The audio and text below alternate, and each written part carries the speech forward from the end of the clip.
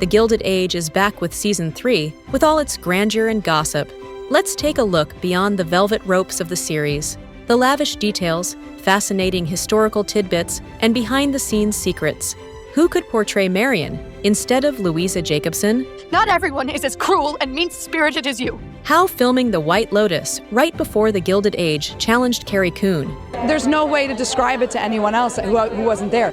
And what is the hardest part of being in the period drama? Let's dive in. Originally, Thaissa Farmiga auditioned for the role of Marion Brooke, but after the audition, they offered her to read for Gladys instead. The actress was 27 at the start of filming, while her character was a decade younger, so she had to rely on both the script and on her natural instinct, and this time, all the pieces clicked.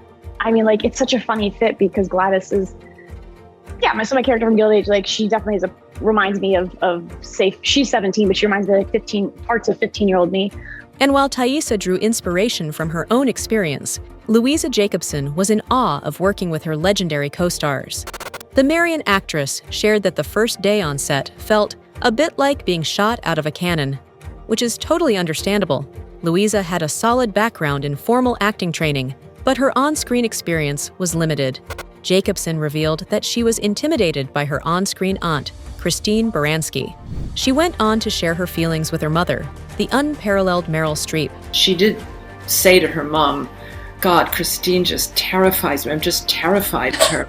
Baranski explained that she usually tried to stay in character between takes. However, given the reaction of her younger colleague, she chose to loosen up a bit, while Cynthia Nixon felt more relaxed from day one. Ada is sort of like a natural hostess, and I enjoy being that in my life, and I enjoy being that on the set, so that suited me very well. I could dart around constantly and check up on everybody. But she didn't have too many chances to check on all of her co-stars, because they rarely get all together in one scene, only for big ballroom or charity event scenes. Before we go on, a quick check.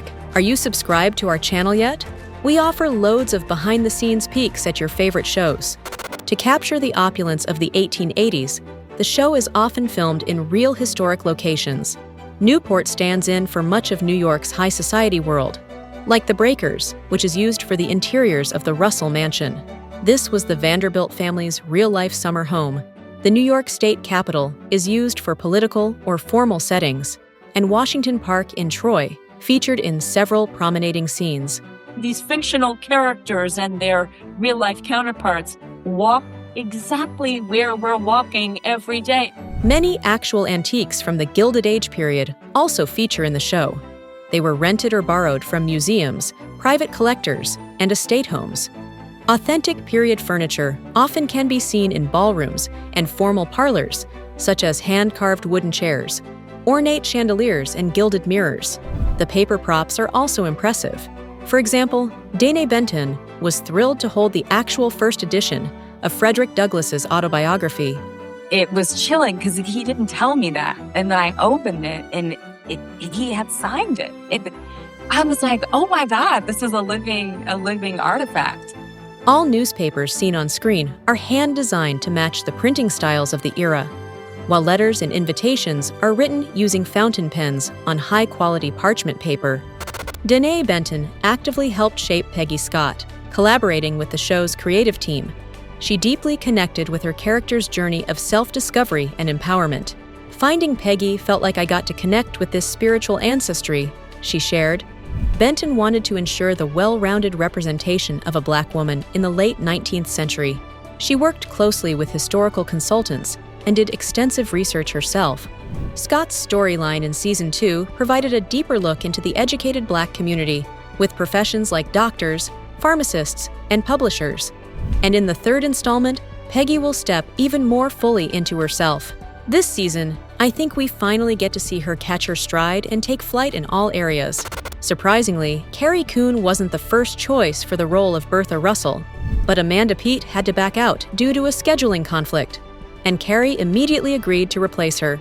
That was a great opportunity to work on such a huge project, together with numerous capital A actors. It just feels like if you walk into our set, it's like you're doing a Broadway show. Yeah. And it is also crazy to be in a room with like every Tony winner of the last 20 years. However, she soon revealed that she was expecting her second child. And the corsets aren't exactly a conventional maternity wear. Still, the showrunners and everybody on set were supportive of her condition. The costume designers did an amazing job masking Coon's growing baby bump. They've put a lot of elastic strings in the back and moving buttons. By the end of filming the first season, Carrie was 8 months pregnant. But never mind if you didn't notice anything, as even the post-production team had no idea about it. The costumes are a major highlight of the Gilded Age. I've got the huge costumes and the witheringly snobbish lines. The outfits are as historically accurate as possible. However, designers avoided using too many real vintage pieces because the fabrics from the 1800s are too fragile. So thousands of gowns were made in-house, and each character's wardrobe was carefully curated. For example, Agnes Van Ryn's old money setwear is conservative, with high necklines and muted tones. Society was very tight and pulled in, and so were their clothes. And Bertha Russell's wardrobe is a showstopper, with bold cuts and avant-garde French influence. I really wanted to represent that kind of excitement of what happens when those ladies were showing up and creating a sensation. The colors are also deeply symbolic and work like a visual language. For instance, the clothes of George Russell are always in deep dark blacks, grays, and blues, which are the colors of iron, steel, and the railroad. Wearing those gorgeous gowns wasn't an easy fit, especially for the ladies. They had to learn how to walk, sit, and safely descend the stairs, and mind the corsets, which were quite a nuisance to say the least. I couldn't sleep on my side for a good amount of time during shooting because my ribs were so sore. It turns out, Louisa Jacobson got a little carried away in the fitting and wanted her waist to be really tiny. In a month, though, she asked her dresser to loosen her corset a bit. Carrie Coon revealed she didn't have trouble with her corset, but wearing 4 to 6 inch heels was really painful. And then you're wearing a wig and a hat, and you can't lay down. Sometimes you're sitting on an apple box like this for 8 hours. Coon revealed she had to use cervical supports to keep her wig intact during brief rests. And I have a special neck rest so I can lay down and let the feathers just kind of go. You know, my hats are so big. She also shared that her entire costume makes her unrecognizable. Because the crew never sees me without my wig on. Right, so they... Wow. They think I'm a brunette. They think I'm 27. And right before shooting season 3, she had other things on her mind. In 2024, Carrie spent 6 months filming the White Lotus series, and she had to be really mindful to maintain Bertha's porcelain complexion. I didn't go outside because the UV index in Thailand is so high that I would have burnt to ashes if I stepped outside between the hours of 8 a.m. and 4 p.m. Even in the evenings, Coon had to take drastic measures not to get tanned. And then when I went out at 4, I was covered in sunscreen, and I swam in long sleeves and long pants and gloves. That allowed her to come back to filming the historical drama, just 48 hours after wrapping the White Lotus.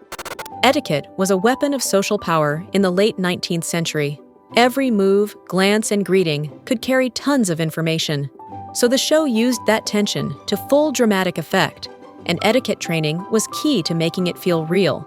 I'm going to go ahead and say that I don't have good manners. To match the rigid social codes of the Gilded Age elite, the actors were trained in posture and movement, table manners, formal greetings, and social rituals.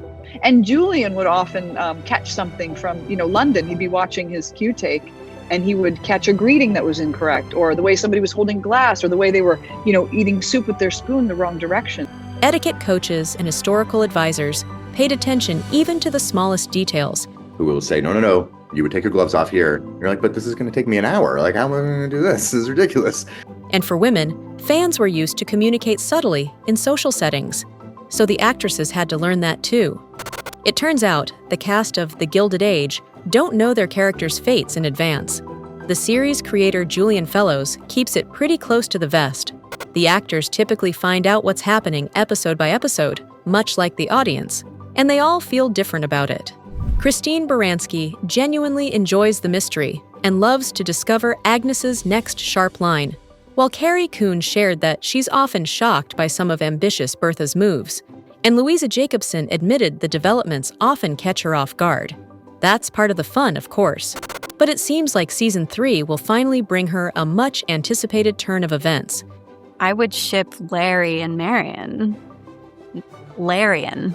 They should be together. They're friends, they respect each other, they're both artists. Julian Fellows says he knew Larian would happen in the early days of the series, but Jacobson and Harry Richardson didn't know a thing about it, at least until they got the scripts for season 2. The actors get along really well and enjoy their on-screen chemistry, so they were excited to portray the budding romance. Louisa explained, "I think knowing that the end would play out as it does allowed us to have a little sparkle of a flirt." And as for season 3, she revealed that it's going to keep the viewers on their toes, which is confirmed by the writer and executive producer Sonia Warfield, who promised that we'll see a lot of characters coming together and coming apart. So, what are your predictions for Larian or for Bertha and George? Drop your thoughts in the comments, and don't forget to subscribe to stay awesome.